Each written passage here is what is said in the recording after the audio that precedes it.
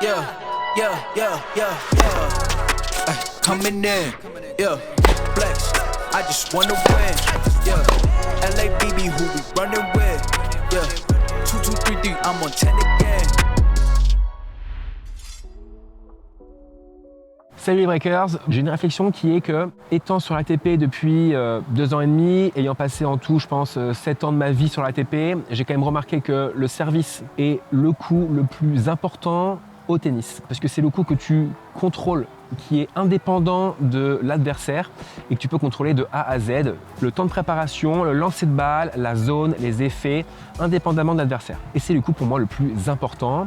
Et c'est pas un coup pour moi qui est un point fort. Et je pense en club tennis, et d'ailleurs vous allez me dire dans les commentaires, c'est un coup qu'on ne travaille presque pas. C'est-à-dire que, dites-moi, mais allez, pour une personne lambda qui a 2 séances d'1h30 dans la semaine, sur l'heure et demie que vous avez en cours, est-ce que le service intervient au bout de 1h10 pendant 5 minutes pour après enchaîner des points libres ou des points à thème?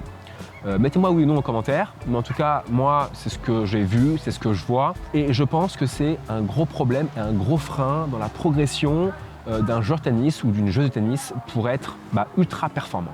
Et c'est pas pour rien qu'on a, je pense, haï par Roger, Rafa et Djoko quand, je pense, ils faisaient rebondir leur balle au moins 25 à 30 fois avant une première balle, s'ils loupaient leur première balle juste avant leur seconde balle, quitte à prendre des warnings, mais je pense que c'est un coup qu'ils ont extrêmement travaillé, développé, parce que c'était, je pense, un de leurs coups à travailler, un coup pas point fort, pour pas dire point faible. En tout cas, Rafa, c'était quand même un coup, il faisait beaucoup de slice côté revers de l'adversaire, notamment Roger. Et Djoko, il ne servait pas non plus à 210. Mais personnellement, en ayant joué avec Djoko juste à l'entraînement, même en match déjà, il a un pourcentage de premier service qui est juste démentiel. Et je trouve que ce coup a été ultra travaillé et il a énormément progressé sur ça et qui lui fait d'ailleurs gagner énormément de points gratuits. Et je me dis, si Rafa et Djoko, quand même les 2 meilleurs joueurs de l'histoire du tennis, ont fait ça, ils sont installés une routine et une préparation mentale pour faire absolument un service performant. Je me dis que nous, joueurs moins forts forcément, on doit faire au moins pareil, quoi. C'est évident. Et donc premier point, c'est la répétition et la routine. Répète, il faut que ta technique de service, ta gestuelle soit parfaite. Et d'ailleurs pour ça, j'ai fait une vidéo exprès dessus. Je te la mets, le bat qui est juste là. Tu peux cliquer dessus pour voir quelles sont les bases de la technique au service, je te mets juste là. Donc répétition pour que ça soit automatisé et que ce soit très très simple et que tu n'aies plus à y penser, que ce soit naturel. Et ensuite, faut que tu répètes ça un maximum et tu te crées des routines. Exemple, je sais pas, par exemple moi, j'ai ma raquette ici, je mets ma main ici et la balle ici. Crée-toi des routines, combien de fois tu fais rebondir la balle. Quand tu fais rebondir la balle, tu penses à quoi? Est-ce que tu penses à la zone, à l'effet, tu joues le coup faible, tu joues le corps de l'adversaire? Enfin voilà, crée-toi des routines techniques, mais techniques mentales, pour que ça soit quelque chose d'automatisé et très simple par la suite et que tu n'aies plus à y penser. Donc ça, c'est vraiment la première chose. Ensuite, travaille la précision. C'est ultra important puisque un service très puissant mais qui vient sur ton revers ou sur ton coup droit, quand tu vas être habitué, tu vas juste bloquer, la balle va repartir. Par contre, si tu évidemment mets peut-être 80% de ta puissance max, mais que la balle est très précise, que tu vises 30 cm à 30 cm des lignes, là ça va être très compliqué pour l'adversaire. Donc travaille ta précision, donc c'est pareil, du panier de balles, le week-end tu y vas ou même à chaque entraînement. En fait, à chaque entraînement tu prends un panier de balles et tu consacres au moins 15-20 minutes à tous tes entraînements, plus le week-end. Allez, disons, on va dire 3 séries de paniers de balles par semaine et je peux te dire que ça, sur 1 mois, sur 2 mois, sur 1 année, sur 5 ans et 10 ans, je peux te dire que dans 10 ans, si par exemple tu regardes la vidéo que tu as 12 ans, à 22 ans, je pense que tu auras un excellent service, en tout cas j'espère. Donc le service, il y a plusieurs zones. À 40A, il y a la zone extérieure. Donc on va utiliser principalement le slice pour sortir l'adversaire du court et pour potentiellement après avoir une balle, peu importe, au milieu du court et soit jouer l'espace libre, soit jouer le contre-pied. Ensuite, tu as la zone au corps qui est un peu moins utilisée mais qui est très performante, surtout si tu tapes très fort au service. La zone au corps qui va venir vraiment gêner l'adversaire. Et ensuite, tu as la zone au T, donc sur le revers, si tu joues un droitier, le revers de l'adversaire, qui va, en fait, c'est une zone plus courte. Donc du coup, la balle va être plus rapide et le filet est aussi plus bas. Alors que sur l'extérieur au slice, le filet est un peu plus haut, donc c'est un peu plus difficile. Mais comme tu mets un peu de slice et de main, tu vas réussir quand même à trouver cette zone. Donc service au T. Donc ça à 40A, t'as ça, voilà, t'as le slice extérieur, t'as le corps ou le T, et si vraiment tu es à l'aise avec le service, tu peux trouver aussi une zone slice, mais vraiment encore plus courte pour encore plus sortir l'adversaire. Côté avantage, tu as ces trois zones aussi. Tu as la zone OT où tu peux utiliser soit le service à plat, soit le slice, comme un peu fait Gasquet, pour entre guillemets que la balle elle rentre dans le court, côté coup droit de l'adversaire. Soit la zone au corps qui est aussi un peu moins utilisée. Les zones au corps sont un peu moins utilisées, mais elles sont vraiment aussi efficaces. Et la zone extérieure, sur le revers de l'adversaire si tu joues un droitier. Et bien sûr, tu as aussi la zone kick. Donc c'est une zone extérieure qui est faite principalement aussi en seconde balle, qui est un peu plus courte qu'une zone service à plat extérieur qui va vraiment jaillir, gicler et sortir l'adversaire du court pour après bien sûr avoir une balle neutre à jouer, soit dans l'espace libre, soit en contre-pied. Troisième point, j'en ai déjà un peu parlé évidemment, ce sont les effets qui vont permettre d'avoir du contrôle en mettant de la main et permettent aussi de trouver des angles et de trouver des angles extérieurs qui vont permettre de faire fuir la balle entre guillemets. Donc tu as bien sûr donc, le slice extérieur, ça c'est principalement une première balle bien slicée, un peu puissante extérieure.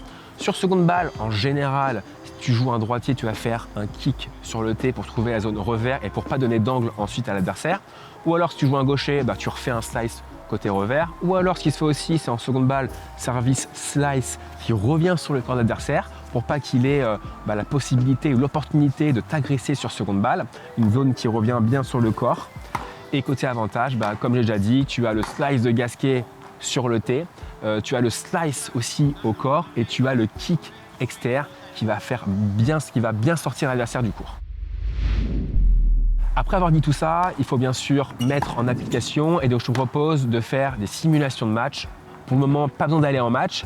Tu vas à l'entraînement et tu fais un match d'entraînement avec un ami ou un joueur que tu connais pas du tout, qui est moins bien classé que toi, pareil ou mieux, on s'en fiche.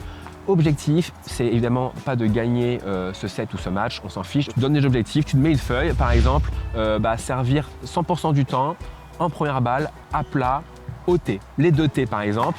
Et sur seconde balle, tu varies les effets, soit du slice, soit du kick, pour automatiser un peu tout ça. Tu peux donner d'autres objectifs bien sûr, hein, c'est par exemple je veux faire 5 cases dans le set. Donc là, tu t'engages sur première balle et sur seconde balle. Voilà. Ou alors je veux avoir un pourcentage de premier service ultra élevé. Et là, tu utilises beaucoup la main en première balle, beaucoup d'effets, beaucoup de slice, beaucoup de kick, de service au corps avec des zones sécuritaires et pour avoir, 90% de premier service.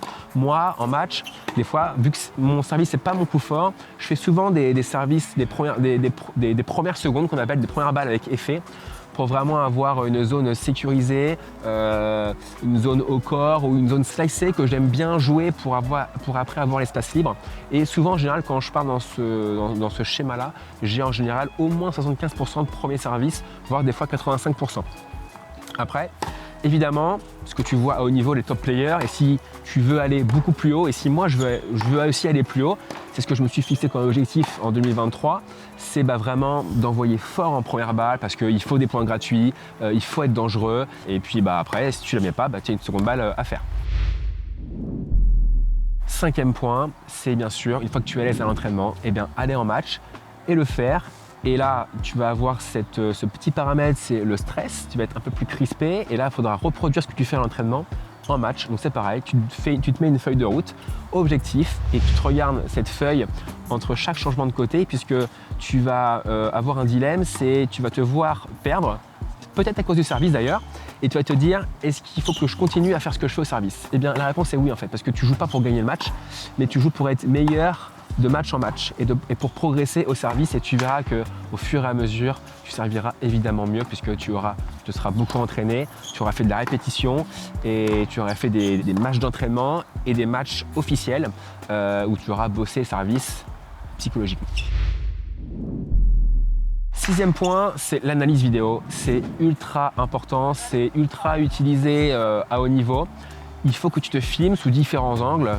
Je pense arrière, avant, sur les deux côtés. De toute façon, il faut que tu quadrilles un peu le truc et que tu regardes ce qui se fait à haut niveau. Tu regardes Roger, Dimitrov, tu regardes Djokovic, Sinner, Alcaraz, bref, les meilleurs joueurs du monde. Et tu te compares un petit peu. Ou alors, évidemment, tu envoies ta vidéo à ton coach ou tu lui montres et il te fera évidemment un feedback, un retour qui sera évidemment intéressant. Donc voilà les breakers pour cette vidéo. Je trouve que le service n'est pas assez travaillé.